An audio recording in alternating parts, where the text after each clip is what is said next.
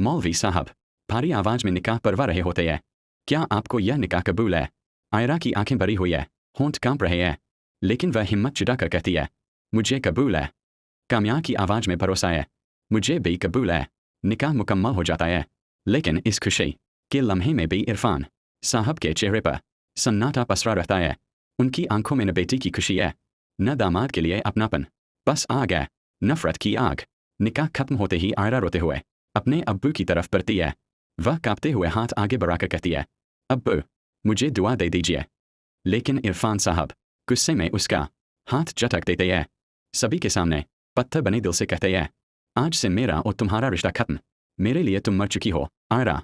ये शब्द नहीं, आयरा के दिल में उतरे हुए खंजर होते हैं। उसकी आंखों के सामने अंधेरा छा जाता है। वह वहीं बैठकर फूट फूट कर रोने लगती है। कामयार तड़प कर आगे बढ़ता है। वह आयरा का कांपता हुआ हाथ पकड़ता है और उसे संभालते हुए गाड़ी की तरफ ले जाता है। लेकिन किस्मत को कुछ और ही मंजूर होता है। पीछे छुपा हुआ खावा शैतानी मुस्कान के साथ पिस्तौल निकालता है। एक पल, एक गोली, और पूरा माहौल लहूलुहान हो जाता है। दाने गोली सीधे आयरा के सीने में लगती है।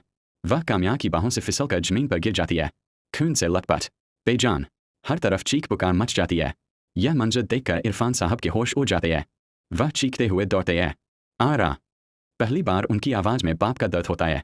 इरफान साहब और कामयार अपनी सारी नफरत भूलकर आयरा को गाड़ी में डालते हैं और जान बचाने की जंग शुरू हो जाती है। अस्पताल पहुंचते ही डॉक्टर आयरा को ऑपरेशन थिएटर में ले जाते हैं।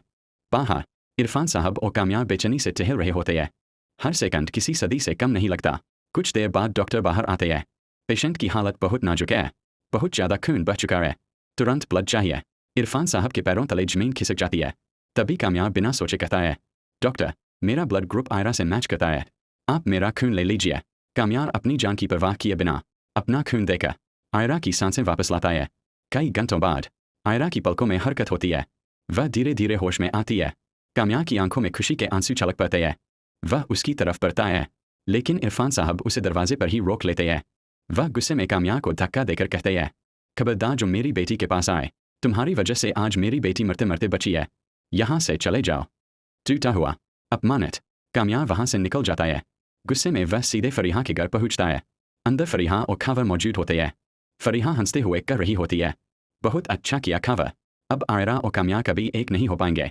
कामयार चुपचाप खिड़की से उनकी पूरी वीडियो रिकॉर्ड कर लेता है। सबूत मिलते ही वह दरवाज़ा तोड़कर अंदर घुसता है और खावर पर शेर की तरह टूट पड़ता है।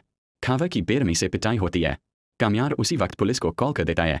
पुलिस आती है और फरीहा और खावर को गिरफ्तार कर ले जाती है।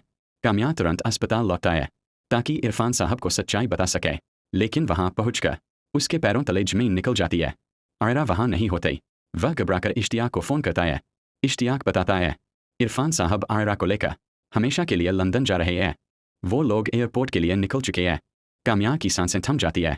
वह गाड़ी स्टार्ट करता है और पागलों की तरह एयरपोर्ट की तरफ दौड़ पड़ता है। एयरपोर्ट पर इरफान साहब आयरा को लेकर अंदर जाने ही वाले होते हैं कि कामयार उन्हें रोक लेता है। कामयार कांपते हाथों से मोबाइल निकालता है और वह वीडियो इरफान साहब को दिखा देता है। वीडियो देखकर इरफान साहब की आंखों से पर्दा हट जाता है। उन्हें अपनी गलती का एहसास होता है। वह टूट जाते हैं, रो पड़ते हैं। कामयार के सामने हाथ जोड़कर कहते हैं, बेटा, मुझे माफ़ कर दो, मैंने तुम्हें गलत समझा, तुम ही मेरी बेटी के लिए सही हो। वहीं एयरपोर्ट पर इरफान साहब फैसला कर लेते हैं, जाओ बेटा, अपनी फैमिली को लेकर आओ और आयरा को अपने साथ ले जाओ। आखिरकार दर्द, नफरत और साजिशों के बाद मोहब्बत जीत जाती है। कामयार आयरा को अपने घर ले जाता है और दोनों एक नई शुरुआत करते हैं, खुशियों के साथ। अगर आप इस ड्रामा की आगे की कहानी देखना चाहते हैं तो हमारे चैनल को लाइक, सब्सक्राइब और कमेंट करना ना भूलें।